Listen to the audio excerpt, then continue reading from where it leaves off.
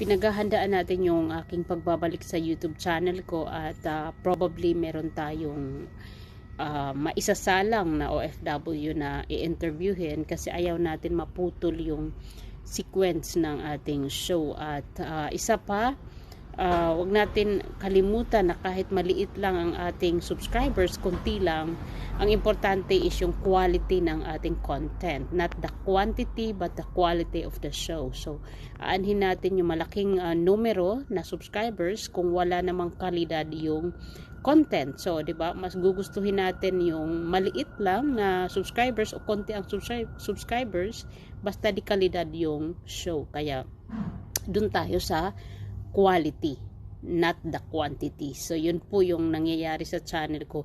Hindi man gaano kalalaki yung views na makikita ninyo kung i-stock ninyo, 'di ba? Hindi naman mga viral yung mga interview.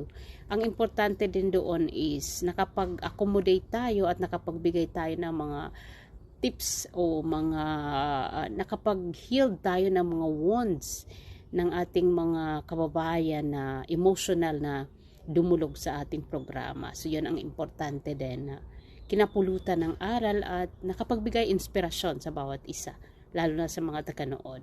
So ayan, sa ating comeback, very excited na talaga ako.